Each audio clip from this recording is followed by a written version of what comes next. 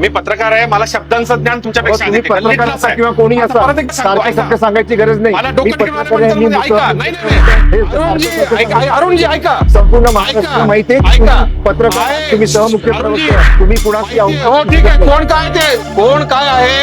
काय आहे ते सगळ्यांना माहिती आहे. आणि ते गल्लीतूनच निवडणुकीला उभे राहिले होते. गल्लीतल्या माणसाने राज्यामधल्या महायुतीवरती टीका करू नये हे माझं विधान आहे. अंडरलाईन करतो. परत एकदा लक्षात घ्या, मी पण ऐका, मी पण गल्लीतलाच आहे. तुम्ही पण गल्लीतलाच आहात. आपण सगळे अभिमानानं बसतो. असं नाही, ते व्यक्तिगत ऐका अरुणभाई, माझे मित्र भारतीय जनता पार्टीच्या प्रवक्त्यांनी किंवा कोणत्याही नेत्यांनी हवेमध्ये राहायचं नाही, चुकीचं आहे. जमिनीवर चालायचं. कोणीही नाही. शिवसेनेच्या कार्यकर्त्यांमुळे उमेदवारांमुळे आमचं स्ट्राईक रेट कमी झाला. हे काय कोणाला सांगता मध्ये तुम्ही? कोणीच नसतं. एक लक्षात घ्या, प्रत्येकाने जमिनीवर राहिलं पाहिजे. मी तेच सांगितलं की जमिनीवर राहा. पराभव शिवसेना महायुतीमध्ये आहोत, महायुतीमध्ये असल्यासारखं बोलायचं. आम्हाला ते जास्त आवडतं. गल्लीतला एखादा हरलेला उमेदवार महायुतीच्या बाबत बोलतो आणि त्याला माध्यम प्रसिद्धी देतात. एखाद्या हरलेल्या उमेदवारावरती गल्लीतला संबोधून असं त्याचा अवमान करणं योग्य नाही.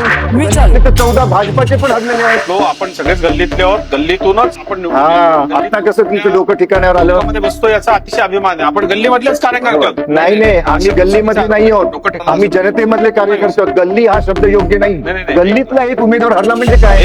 अरे त्याच्या वडिलांनी शिवसेनेची एवढी वर्ष सेवा केलेली, त्यांनी स्वतः गल्लीतला म्हणतात त्याला. एक लक्षात 14 तुमचे लक्षात घ्या. कोण ते भाजपाचे मध्ये गल्लीमधले ते असं बोलूया का आपण? ठीक आहे. एक मागे काय ते?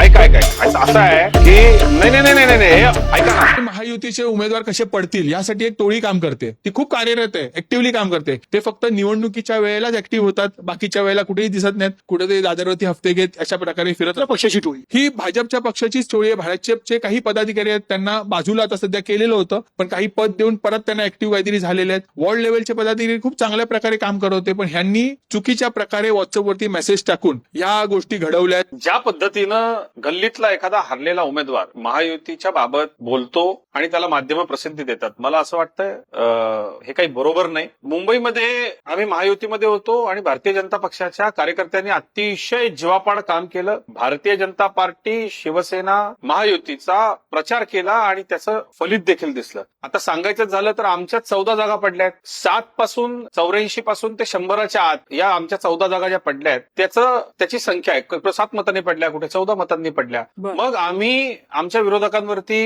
लढत असताना आमच्या मित्रांवरती असे आरोप केले का की बाबा मित्रांनी काम केलं नाही म्हणून पडले? असं नसतं. निवडणूक असते. त्या निवडणुकीमध्ये एकदा ठरलं महायुती, तर महायुतीनंच आम्ही सामोरे गेलो. एवढ्या मोठ्या निवडणुकीमध्ये फक्त एक पडलेल्या उमेदवारांना आरोप केले, मग त्याचा अर्थ, आणि त्यांनी स्वतःही म्हटलंय की वरिष्ठ पातळीवरून आणि इतर ठिकाणून अतिशय चांगल्या पद्धतीने काम झालं. मला असं वाटतं की पडलेल्या लोकांनी अशा पद्धतीनं सवंग प्रसिद्धी करता विधानं करण्यापेक्षा, कारण खूप जबाबदार नेते माननीय देवेंद्र फडणवीस साहेबांनी एकदा सांगितलं, एकनाथ शिंदे साहेबांनी एकदा सांगितलं की ते पर्क्युलेट होतं खाली आणि एक दिलानं काम करून मुंबईमध्ये सगळ्यांनी एकमेकाला मदत केलेली.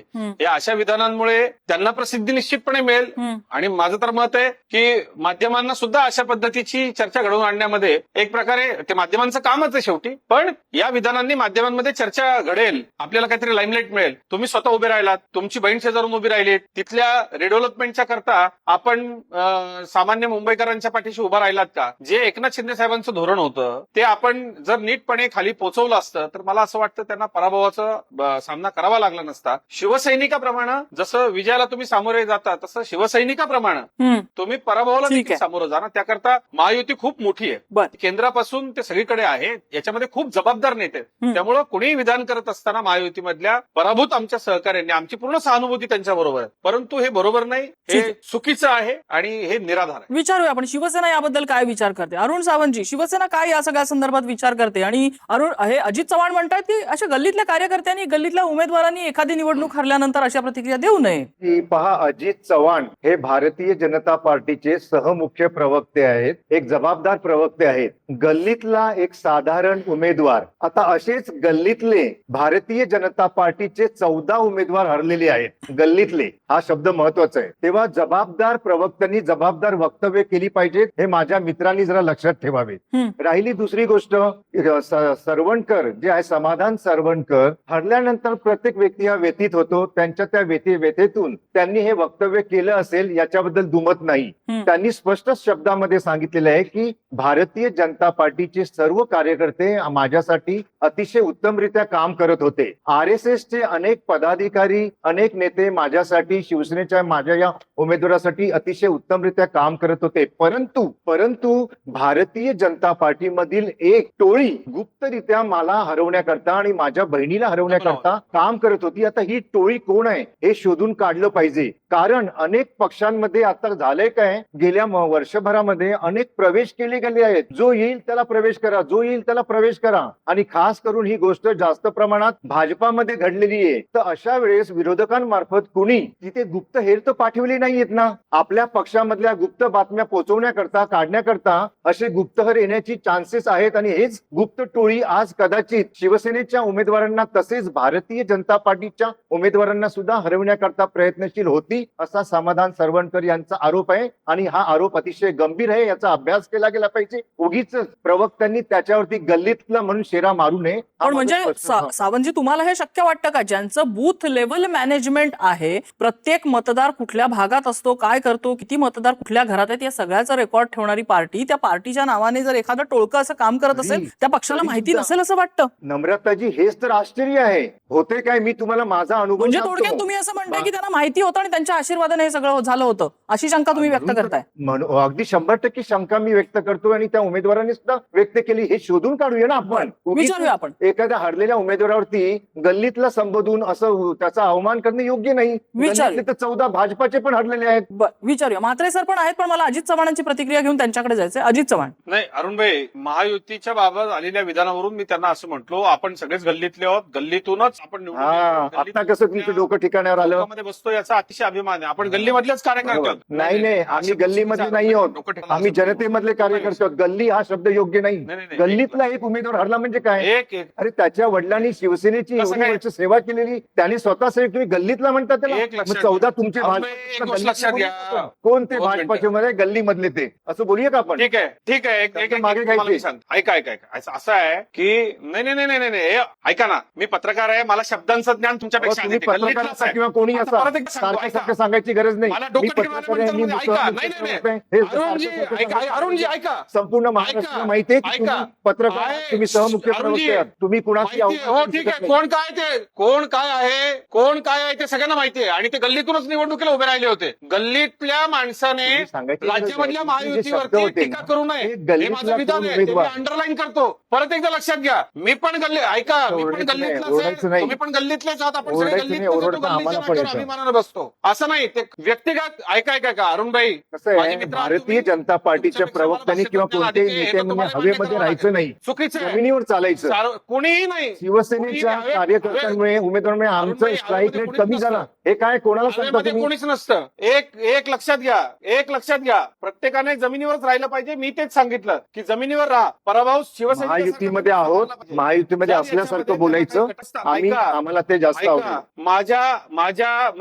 माझ्या पक्षाच्या अनेक सहकार्यांना वाटलं असतं की त्यांनी थेट माध्यमांमध्ये जाऊन आरोप करावा. महायुतीमध्ये अरुणभाई, महायुतीची आचारसंहिता पाळली पाहिजे, ती तुम्ही पाळली पाहिजे, मी पाळली पाहिजे. लक्षात घ्या, मी सभ्यतेने बोलतोय, आपण आहोत म्हणून एकमेकांची सभ्यता सोडलेली आहे. माध्यमाच्या कॅमेऱ्यासमोर आहोत, मी सभ्यता सोडलेली नाही. मी अतिशय संयत शब्दात आपल्याला सांगतोय की ज्या पद्धतीनं मी जे अपेक्षित केलं, समाधान सरवणकर आमदाराचा मुलगा आहे, मुंबईत राहतो, त्याच्यासमोर मीडिया आहे म्हणून त्यांनी जाऊन तातडीनं मीडियाच्या समोर महायुतीच्या बाबत वक्तव्य करणं, उलट तुम्ही त्यांना समज दिली पाहिजे की तुम्हाला असं वाटतंय धोका झाला. आपली एक समन्वय समिती आहे, आपण त्यांच्यासोबत बसून याची चर्चा केली पाहिजे. या माध्यमांमध्ये बोलण्याच्या गोष्टी आहेत का? आणि मी सुद्धा आता इथं स्वतःला आवर घालतो, थांबतो. आपण महायुतीमध्ये आहोत असं तुम्ही म्हणालात, ठीक आहे, तर याची समज तुम्ही त्यांना द्यायला हवी होती. या गोष्टींची चर्चा मीडियासमोर व्हायला नको, हे लक्षात घ्या तुम्ही. आणि गल्लीतला नाही, तो गल्लीतलाच आहे, मी पण गल्लीतला आहे, तुम्ही पण गल्लीतले. हे अशी वक्तव्य जेव्हा समोर येतात, आपण टायमिंग खूप महत्वाचं असतं. मी म्हात्रे सरांकडे, म्हात्रे सर, टायमिंग याचं किती ऍप्ट आहे बघा. दिल्लीमध्ये भाजप नेत्यांनी आम्हाला जागा कमी मिळाल्या अशी नाराजी व्यक्त करणं आणि जर जर जास्त जागा मिळाल्या असत्या तर आमच्या 100 पेक्षा जास्त आले असते, आपण एका हाती सत्ता मिळू शकलो असतो वगैरे अशा पद्धतीत कुणकुण राज्यामध्ये येणं, माध्यमांमध्ये तशा बातम्या येणं आणि दुसरीकडे समाधान सरवणकर यांनी आपली नाराजी व्यक्त करणं, कुठेतरी हे दबावाचं राजकारण सुरू आहे असं वाटतं. बघा, आता मुंबई महानगरपालिकेचं एकूण राजकीय आणि राज्यातील राजकारणात असलेलं स्थान लक्षात घेता या महापालिकेमध्ये आपल्याला महत्वाची पदं मिळणं, महत्वाच्या समित्या मिळणं, या सगळ्याकडे दोन्ही महायुतीतल्या पक्षांचा कल असणं साहजिक आहे आणि त्यामधून अशा पद्धतीचं दबावाचं राजकारण होणं अपेक्षित होतं. परंतु आता अजितजी आणि सावंतजी यांनी ज्या पद्धतीने गल्लीतल्या या एका शब्दावरून आपल्या भावना, तीव्र भावना व्यक्त केलेल्या दिसल्या, यातून एक गोष्ट लक्षात येते की ज्या पक्षांची सत्तेमध्ये एकत्र ते आलेले आहेत, युती आहे, निवडणुका एकत्र लढवलेल्या आहेत, परंतु आता नजीकच्या काळामध्ये हा जो तणाव आहे, हा तणाव दिवसेंदिवस वाढत चालला आणि सर्व स्तरामध्ये आपल्याला दिसतोय आणि त्या स्तरात समाधान सरवणकर हे उमेदवार पराभूत झालेले आहेत. त्यांनी ही जी आपली प्रतिक्रिया व्यक्त केलेली आहे, प्रतिक्रिया आता राज्यातल्या राजकारणामध्ये त्याचे पडसाद होत आहेत. यात एक गोष्ट मी थोडीशी विस्ताराने सांगू इच्छितो की आपण सगळेजण जाणतो की मुंबई महापालिका ही अत्यंत महत्वाची होती महायुतीसाठी.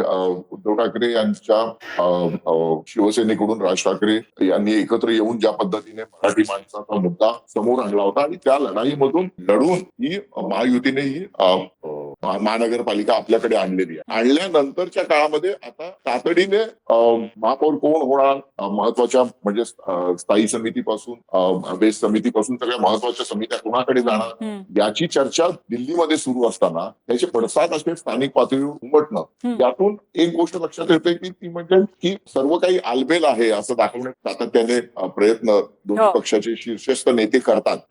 त्यापेक्षा वेगळं वातावरण प्रत्यक्षात तिथे आहे. त्यामुळे आता नजीकच्या काळामध्ये म्हणजे महापौरपदी कोण बसणार आणि अन्य महत्वाच्या पदांवर कोण बसणार, यातून आपल्याला लक्षात येईल की ही जी महायुती आहे ही महायुती पुढील काळामध्ये त्या टप्प्यापर्यंत जाईल, त्या स्टेज पर्यंत टिकेल, याच आपल्याला सगळ्यांना पाहायला मिळेल. सर, काहीतरी ऑडिओमध्ये ग्लिच दिसतोय तुमच्या, आपण तो सुधारण्याचा प्रयत्न करूया. पण तुमचा मुद्दा लक्षात आला की महायुतीमध्ये सारं काही आलबेल आहे असं दाखवायचा प्रयत्न होतोय, तसं सध्या तरी काही दिसत नाहीये. अजित चव्हाण, मी तुमच्याकडे येते. आज दिल्लीमधली एक बातमी जी सगळी माध्यमांमध्ये चालते आहे ती म्हणजे की भाजपच्या नेत्यांनी केंद्राकडे नाराजी अशी व्यक्त केली की आपण जास्त जागा लढवायला पाहिजे होत्या, आपण निगोसिएशन्स मध्ये कमी पडलो. कार्यकर्त्यांना असंच वाटतंय जास्त जागा अजून लढवायला पाहिजे होत्या? ते प्रत्येक पक्षाच्या कार्यकर्त्याला नम्रताची वाटणं स्वाभाविक आहे. पण म्हणजे जागा वाटपाचं गणित चुकलं हे मान्य करताय तुम्ही? केले असतील तर ते अगदी स्वाभाविक आहे. नाही, मला असं वाटतं की या जर तरच्या चर्चा, आमच्या बैठकीत काय चर्चा झाली हे माध्यमांच्या समोर आलं तर ते काय सूत्रांनी आलं ते त्यांनी तपासलं पाहिजे. पण आपण रिझल्ट लागल्यानंतर आपल्या घरी बाबांना सुद्धा म्हणतो की बाबा मला जर थोडीशी अजून चांगली संधी मिळाली असती, जास्त वेळ मिळाला असता तर मी अजून चांगले मार्क्स आणले असते. तर तशी ही चर्चा आहे. मला असं वाटतं एक फक्त आपण लक्षात घेतलं पाहिजे की हे तर मात्र निश्चितपणे खरं आहे की आमच्यातल्या कुठल्याही व्यक्तीनं जर एखादी त्याला शंका आहे, अडचण आहे, आमच्याही 14 जागा पडल्या, आम्ही काही माध्यमांसमोर जाऊन त्याचे काय SMS वगैरे दाखवत बसलो नाही. माझं फक्त म्हणणं इतकंच आहे की याच्यामध्ये जर काही गौडबंगाल असेल, काही गैरप्रकार असेल तर निश्चितपणे आमची एक प्रत्येक शहरामध्ये समन्वय समिती आहे. त्या समन्वय समितीकडे ते सांगितलं पाहिजे. आणि हा राग काय येतो तर याकरता येतो की अतिशय निष्ठेनं भारतीय जनता पार्टीच्या कार्यकर्त्यांनी महायुतीचं काम केलं. ते केल्यानंतर एखादा व्यक्ती पराभूत झाला तर त्याच्या व्यक्तिगत रागातनं ज्या हजारो कार्यकर्त्यांनी, जिथं धनुष्यबाण नाहीये तिथं कमळाच्या कार्यकर्त्यांनी, जिथं कमळ नाहीये तिथं धनुष्यबाणाच्या कार्यकर्त्यांनी जे काम केलं त्या कामाचा हा अपमान होतो, पक्ष शिस्तीचं आणि युतीच्या शिस्तीचं उल्लंघन होतं. त्यामुळं मी यावर अधिक काही बोलणार नाही. मगाशी अरुण सावंतांना माझ्या गल्ली एका शब्दाबद्दल आक्षेप होता, परंतु मला हे त्यांना सांगायचंय की निश्चितपणे गल्लीतल्या, कॉलनीतल्या या महानगरपालिकेच्या निवडणुकीमधल्या उमेदवारांनी आपल्याला काय अडचण आली त्याची तक्रार आपल्या नेत्यांना सांगितली पाहिजे आणि ते नेते त्यांच्या समन्वयकांशी बोलतील आणि ती दोन्ही पक्षांमध्ये चर्चा होईल. त्यांना ते प्रिव्हिलेज आहे, त्यांच्याकडे बोलवल्यानंतर माध्यमं लगेचच जातात, म्हणून त्यांच्यातल्या छोट्या छोट्या गोष्टी त्यांनी माध्यमांसमोर सांगणं आणि त्याचे मीडिया इश्यूज तयार करणं हे काही महायुतीमध्ये बरोबर नाही. असं करायला नको. आमच्याकडे शिस्त आहे,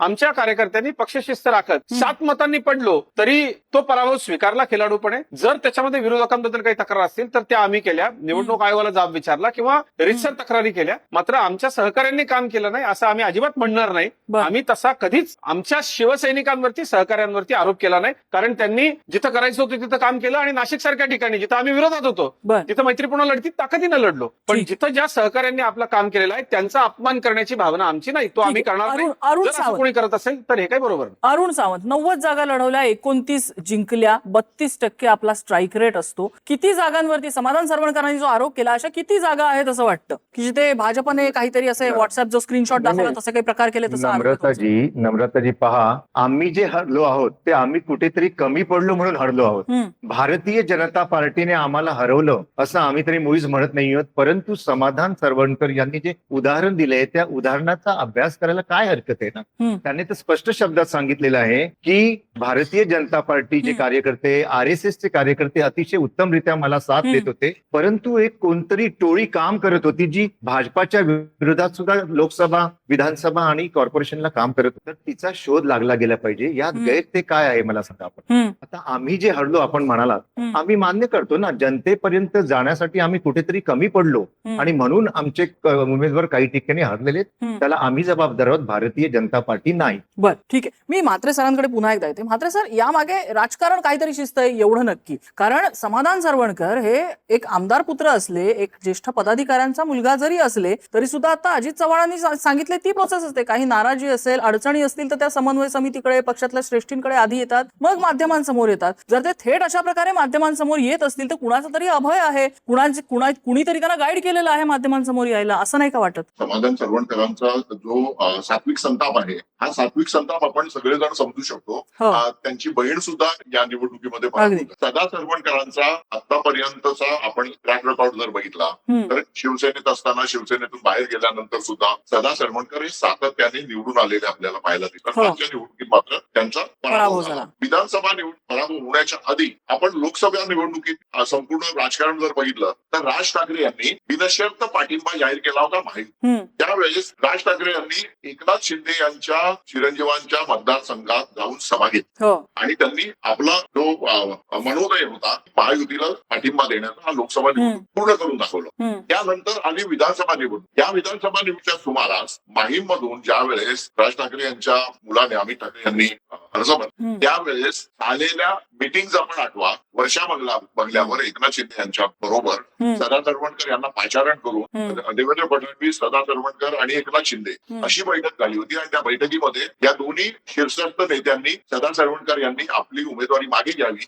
आणि अमित ठाकरे यांच्या विजयाचा मार्ग खुला करावा हम्म. अशी त्यांना विनंती केली. हम्म. त्यावेळेस मला सदा सरवणकरांचं ते स्टेटमेंट आठवतं. हम्म. सदा सरवणकर म्हणाले होते की मी कबड्डीपटू आहे, हम्म. एकदा मी सर्व्हिस टाकली हम्म. की मी डावातून बाजूला होत नाही. हम्म. आणि त्यांनी आपली उमेदवारी मागे घेतलेली नव्हती आणि त्या निवडणूक काय झालं हे सगळ्यांना माहिती आहे. हो. महेश सावंत शिवसेनेचे म्हणजे उद्धव ठाकरे हो. निवडून आले, त्या 2 नंबरच्या स्थानी सदा सरवणकर राहिले आणि अमित ठाकरे ते 3ऱ्या क्रमांकावर गेले. हो. मला सांगा, हा अत्यंत महत्वाचा जो मुद्दा होता हम्म. तो मुद्दा दुर्लक्षून आपल्याला या निवडणुकीकडे पाहताच येणार नाही मात्र सर, माझा प्रश्न तोच आहे की आपण जे ह्या थेट राजकारणामध्ये नाही, आपल्याला ही सगळी ह्या सगळ्या गोष्टी, ह्या सगळ्या लिंक्स लक्षात येतात, ह्या काय सरवणकरांना लक्षात येत नसतील का? तर 100% येत असतील. पण ते माध्यमांसमोर येत आहेत आणि भाजपकडे बोट दाखवतात. ह्याचं राजकारण कसं उलगडून सांगायचं? नाही, मी तेच म्हणालो की त्यावेळेस सदा सरवणकर यांना अत्यंत महत्वाचं असं राज्यमंत्री पदाचा दर्जा ज्याला आहे असं सिद्धिविनायक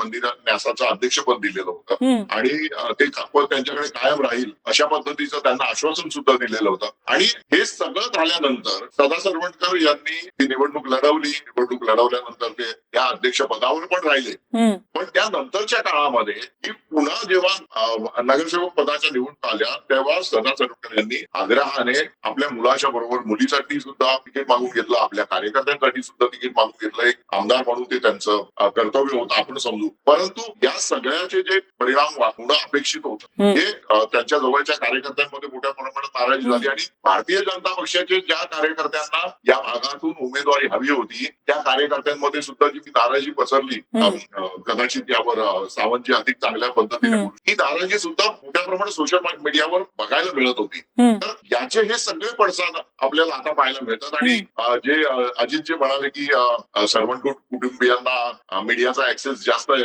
शिवाजी पार्क आणि त्या सगळ्या परिसरामध्ये माध्यम प्रतिनिधी जास्त प्रमाणात असतात, त्यामुळे कदाचित त्यामुळे त्यांना तो ऍक्सेस अधिक चांगल्या पद्धतीने मिळाला आणि ते व्यक्त झाले. आज मुंबईमध्ये जसं आपण याआधी चर्चेत ऐकलं की ठीक आहे भारतीय जनता पक्षाच्या अनेक उमेदवारांना थोड्या मताने पराभूत करावं लागलेलं आहे. अन्य पक्षाच्या उमेदवारांना सगळ्याच पक्षांमध्ये तसे थोड्याफार फरकानं परिस्थिती दिसते. पण सर, तुम्ही आता हे जे रिझनेबल एक्सप्लेनेशन दिलं की म्हणजे हा सूर्य आणि हा जयद्रथ, ही सगळी कारण मीमांसा त्याची आहे. अजित चव्हाण ही सगळी कारण मीमांसा समोर असताना सुद्धा तुमच्या पक्षाकडे ज्या वेळेला एक पराभूत उमेदवार बोट दाखवतो त्यावेळेला भाजप याचा काय विचार करतं? खरंच असं काही टोळके बिळकं आहे का? चौकशी करणार आहात का तुम्ही? नम्रताजी, मी अतिशय विश्वासानं आपल्याला सांगतो की कुठल्याही पद्धतीनं या संपूर्ण यंत्रणेमध्ये समन्वय राहावा याकरता आमच्याकडे समन्वयक, महायुतीचे समन्वयक आहेत प्रत्येक ठिकाणी.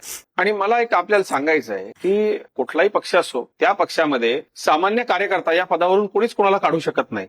व्यक्तिगत पातळीवरती तुम्ही जेव्हा निवडणूक लढवायला उभे असता त्यावेळेला प्रत्येकाच्या विरोधामध्ये कोणीतरी एखादा गट हा सक्रिय असतोच. तो त्याच्या पक्षामधला असतो, तो विरोधी पक्षातला असतो, तो कायम स्थिर असणारा असतो, तो अचानक सक्रिय होतो कारण हा माणूस निवडणुकीला उभा आहे, एकतर त्याला जिंकवण्यासाठी किंवा पाडण्यासाठी. मला असं वाटतं की या सगळ्याचा विरोध पत्करून जो निवडून येतो तो निवडून येतो आणि जो पराभूत होतो तो पराभूत होतो. पराभवाला अनेक कारणं असतात आणि निश्चितपणे त्याच्यामध्ये जर खरंच काही गांभीर्य आहे तर त्याला मी एक सांगितलं ना, त्याला एक प्रोसेस आहे. त्या प्रोसेस प्रमाणे जर ते गेले तर पुढच्या काळामध्ये त्यांना आणखी निवडणुका लढवायच्या आहेत ना, त्यांना त्या ठिकाणी अनेक संधी आहेत ना.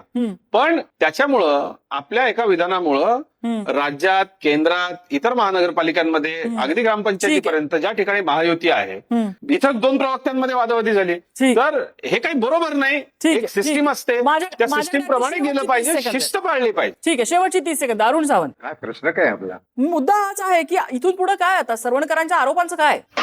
त्यांनी जे काही त्यांच्या मनाची व्यथा होती ती मांडलेली आहे. माझं एवढंच आपल्या या चॅनल मार्फत सांगणं आहे की प्रत्येक पक्षाने सजग राहिलं पाहिजे की माझ्या आजूबाजूला जे वावरतायत ते माझ्या पक्षातले खरोखरचे पदाधिकारी आहेत की आपल्याच पक्षातील लोकांचे पाय ओढणारे कोणी बाहेरचे तर पाठवले गेले नाहीत ना, याचा अभ्यास केला पाहिजे, हेच सांगणे.